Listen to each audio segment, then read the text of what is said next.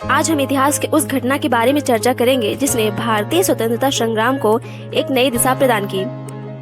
एक छोटी सी बूंद की तरह शुरू हुई दांडी यात्रा ने ब्रिटिश शासन के खिलाफ जागरूकता और साहस का एक ऐसा तूफान खड़ा कर दिया जिसका असर पूरे देश पर पड़ा। महात्मा गांधी के नेतृत्व में 12 मार्च 1930 को एक शुरू हुआ सविनय अवज्ञा आंदोलन सिर्फ एक नमक कानून का उल्लंघन नहीं था, बल्कि हमारे स्वतंत्रता संग्राम की एक नई दिशा बन गई। हालांकि असहयोग आंदोलन पहले ही अंग्रेजों के खिलाफ जन आंदोलन का प्रतीक बन चुका था, पर दांडी यात्रा ने इसमें एक नया साहस और जोश भर दिया। आज की वीडियो में हम जानेंगे कि कैसे आंदोलन ने स्वतंत्रता संग्राम में एक जन जागृति को जन्म दिया और भारतीयों के दिलों में आत्मविश्वास की भावना को बढ़ाया। लेकिन उसके पहले आप लोग प्लीज मेरे चैनल को लाइक और सब्सक्राइब कर दीजिएगा। तो चलिए आगे बढ़ते हैं। दरअसल यह आंदोलन ब्रिटिश साम्राज्य के विरुद्ध महात्मा गांधी के नेतृत्व में भारतीय राष्ट्रीय कांग्रेस द्वारा चलाया गया दूसरा महत्वपूर्ण आंदोलन था। आइए जानते हैं कि इस आंदोलन के कारणों से जिन्होंने इसकी पृष्ठभूमि तैयार की। वर्ष 1927 में भारतीय शासन अधिनियम 1919 की समीक्षा के लिए ब्रिटिश सरकार ने सर जॉन साइमन की अध्यक्षता में एक 7 सदस्यीय आयोग का गठन किया, लेकिन इस आयोग में एक भी भारतीय सदस्य नहीं था। इसके गठन से भारतीय नेताओं में अत्यधिक आक्रोश उत्पन्न हुआ। तेज बहादुर सप्रू ने तो यहाँ तक कह डाला कि भारतीयों को इससे बाहर रखना जानबूझकर अपमान करने जैसा है। इसके बाद साल 1928 में कांग्रेस का कोलकाता अधिवेशन हुआ, जिसकी अध्यक्षता मोतीलाल नेहरू ने की। इस अधिवेशन में नेहरू रिपोर्ट को स्वीकार कर लिया गया, परंतु इसके बावजूद 2 गुट बन गए, एक पूर्ण स्वराज के समर्थक और दूसरा डोमिनियन स्टेट के समर्थक। पूर्ण स्वराज के समर्थकों ने जवाहरलाल नेहरू, सुभाष चंद्र बोस और श्रीनिवास अयंगर के साथ मिलकर अप्रैल 1928 में इंडिपेंडेंस ऑफ इंडिया लीग की स्थापना की। साथ ही यह प्रस्ताव रखा गया कि अगर ब्रिटिश संसद नेहरू रिपोर्ट को 31 दिसंबर 1931 तक स्वीकार कर लेती है तो कांग्रेस इसे इसी रूप में स्वीकार करेगी, अन्यथा कांग्रेस पूर्ण स्वराज की मांग के साथ सविनय अवज्ञा आंदोलन प्रारंभ करेगी। और दुर्भाग्यवश ब्रिटिश संसद की ओर से कोई सकारात्मक प्रतिक्रिया नहीं आई। फिर आता है वर्ष 1929 से 30 की आर्थिक मंदी का दौर। इस वैश्विक मंदी ने भारतीय अर्थव्यवस्था पर गहरा प्रभाव डाला। कपास की कीमतों में गिरावट से भारतीय निर्यात प्रभावित हुआ, जिससे मुंबई की कई मिलें बंद हो गईं और हजारों मजदूर बेरोजगार हो गए। मजदूरों ने साम्यवादी विचारधारा के नेतृत्व में एकजुट होकर अपने अधिकारों के लिए आवाज उठाई। आगे बढ़ते हुए दिसंबर 1928 के कांग्रेस अधिवेशन में 10,000 से अधिक श्रमिकों ने अपनी एकजुटता प्रदर्शित की। इसी साल गुजरात में सरदार पटेल के नेतृत्व में बारडोली सत्याग्रह हुआ, जिससे ग्रामीण क्षेत्रों में भविष्य में होने वाली अशांति के संकेत दिखे। अब बात करते हैं कि भारतीय युवाओं की असंतोषपूर्ण भावनाओं की लाखों षड्यंत्र केस में भगत सिंह, राजगुरु सुखदेव और अन्य लोगों की गिरफ्तारी, बढ़ती बेरोजगारी के साथ अंग्रेजों के अत्याचारों ने युवा वर्ग को असंतुष्ट बना दिया। 1928 और 1929 में कई छात्र संगठन जैसे प्रांतीय युवक संघ और प्रांतीय छात्र संघ अस्तित्व में आए। इस असंतोष की आग को महात्मा गांधी ने और हवा दी, जिन्होंने 1929 में जनता को राजनीतिक संघर्ष के लिए तैयार करने हेतु पूरे देश का दौरा किया। 1929 की यात्राओं से पहले गांधी जी मुख्यतः रचनात्मक कार्यों पर ध्यान देते थे, पर इस बार उन्होंने जनता को प्रत्यक्ष राजनीतिक कार्यवाही के लिए भी प्रेरित किया। साथ ही उन्होंने विदेशी कपड़ा बहिष्कार समिति का समर्थन किया।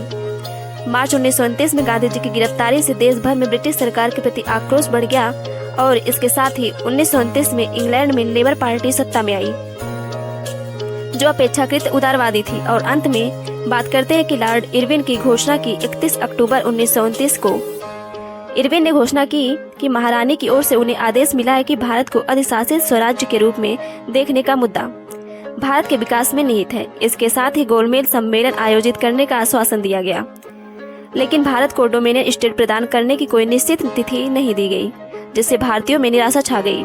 इसके बाद 2 नवंबर 1929 को दिल्ली में देश के प्रमुख नेताओं का एक सम्मेलन आयोजित हुआ, जिसे दिल्ली घोषणा पत्र के नाम से जाना गया।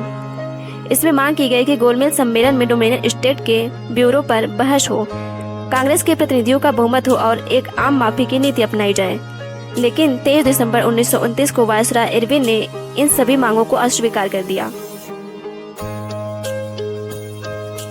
अब बात करेंगे कि सविनय अवज्ञा आंदोलन के एक महत्वपूर्ण चरण के बारे में। जब कांग्रेस कार्य समिति ने सविनय अवज्ञा आंदोलन के संचालन की अनुमति दी, तब गांधी जी ने आंदोलन की तैयारियां शुरू कर दी। लेकिन इस आंदोलन के पीछे की योजना क्या थी, किस तरह से गांधी जी ने ब्रिटिश सरकार के सामने अपनी मांगे रखी, चलिए विस्तार से जानते हैं।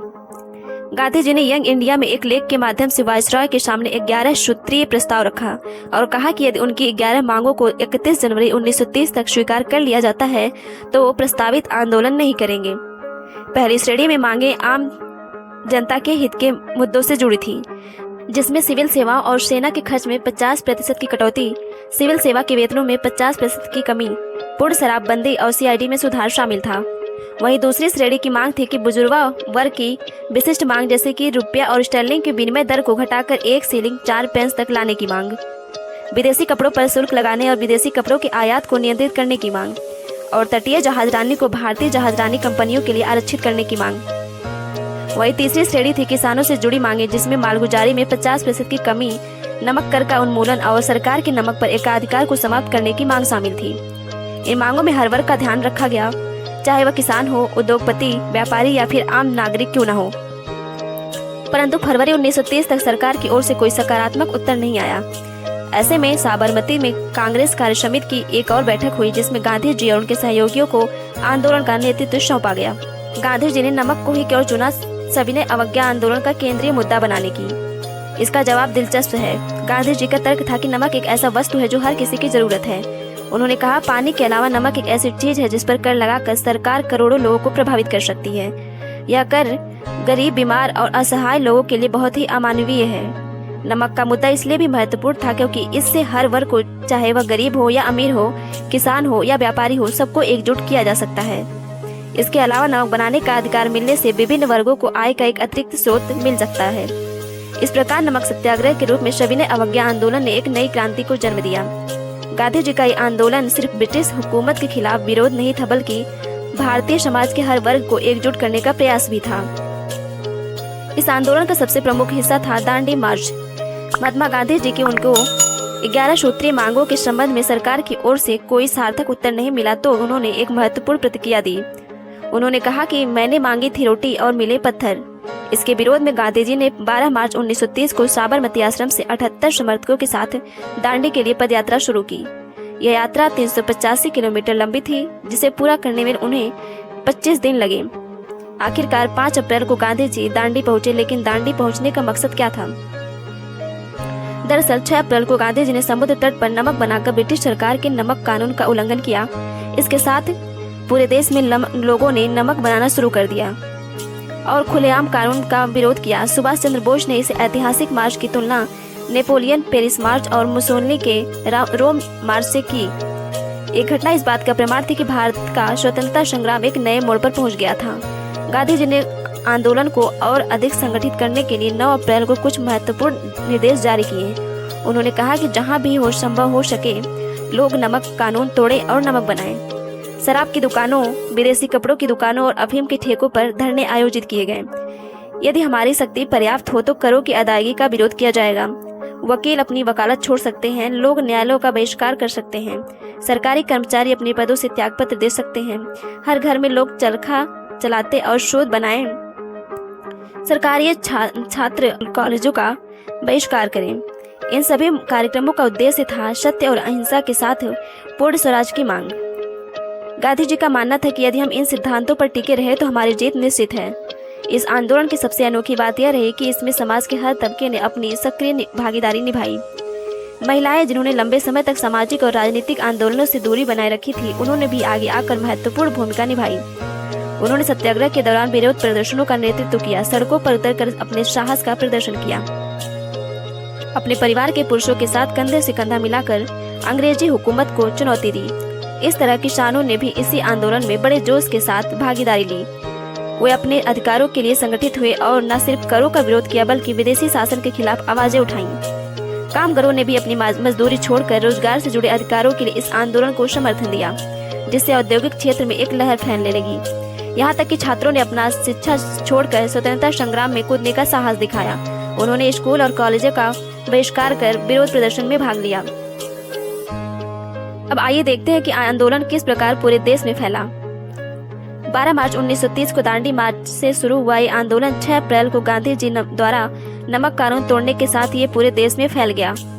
उत्तरी पश्चिमी सीमा प्रांत में खान अब्दुल गफ्फार के नेतृत्व में खुदाई खिदमतगार नमक एक संगठन बना, जिसे लाल कुर्ती आंदोलन के भी नाम से जाना जाता है। इस आंदोलन ने पठानों की राष्ट्रीय एकता का नारा बुलंद किया और ब्रिटिश शासन के खिलाफ आवाजें उठाईं। यहाँ तक कि मुसलमानों ने सविनय अवज्ञा आंदोलन में बड़ी भूमिका निभाई, जबकि जिन्ना के नेतृत्व वाले मुसलमान इस आंदोलन से अलग ही रहे। देश के विभिन्न हिस्सों में इस आंदोलन ने अलग अलग रूप से जोर पकड़ा। सरधना बम्बई में 21 मई 1930 को सरोजनी नायडू और गांधी जी के पुत्र मणिलाल ने 2000 आंदोलनकारियों के साथ नमक कारखाने पर धावा बोला। एक अमेरिकी पत्रकार वेब मिलर ने इस घटना की रिपोर्टिंग की, जिसके ब्रिटेन पर भारत में संवैधानिक सुधारों के लिए वैश्विक दबाव बना। अब बात करते हैं गुजरात की। गुजरात के खेड़ा जिले, सूरत जिले और भड़ौच जिलों में कर न देने के लिए शक्तिशाली आंदोलन हुए। दक्षिण भारत में सी राजगोपालाचारी ने तमिलनाडु के तंजौर से विदारनम में एक नमक यात्रा की। इस तरह मालाबार के कलप्पन ने कलकट के कोयनूर तक की नमक यात्रा की। आंध्र प्रदेश के विभिन्न जिलों में भी नमक सत्याग्रह के केंद्र बनाए गए। यहाँ पर महिलाओं, व्यापारियों और किसानों ने भी बड़ी भूमिका निभाई। पूर्वी भारत में आंदोलन की गूंज सुनाई दी। असम से लेकर बंगाल तक, नागालैंड की रानी गेडी नल्लू तक सभी ने ब्रिटिश शासन के खिलाफ खुलकर विरोध किया। इस पूरे आंदोलन ने भारत की स्वतंत्रता की लड़ाई में एक नई ऊर्जा भर दी। इस व्यापक जन समर्थन और उत्साह के बावजूद यह आंदोलन अप्रैल 1934 में महात्मा गांधी द्वारा स्थगित कर दिया गया, क्योंकि इस बीच आंदोलन में विराम आया और गांधी जी द्वितीय गोलमेज सम्मेलन में भाग लेने इंग्लैंड गए। साथ ही अंग्रेजों द्वारा 1935 के अधिनियम की पृष्ठभूमि बनाना शुरू हो गया, जिससे गांधी जी को लगा कि तत्कालीन परिस्थितियों में इसे कुछ समय के लिए विराम देने की आवश्यकता है। हालांकि इस आंदोलन ने स्वतंत्रता संग्राम में एक ऐसी गहरी चेतना और आत्मबल भर दिया जो आने वाले संघर्षों की नींव में सविनय अवज्ञा आंदोलन के स्थगन ने कुछ लोगों में निराशा उत्पन्न कर दी। दरअसल स्थगन से खासकर युवा वर्ग में निराशा थी, जो आंदोलन के जरिए एक अंतिम और ठोस परिणाम की उम्मीद कर रहा था। साथ ही गुजरात के किसान भी निराश हुए, क्योंकि उनकी जमीनें अब तक वापस नहीं हुई थी। फिर भी किसान आंदोलन को वापस लेने का निर्णय पीछे हटने का कदम नहीं था। इसके कई ठोस कारण भी थे, जो इस निर्णय को समझने में मदद करेंगे।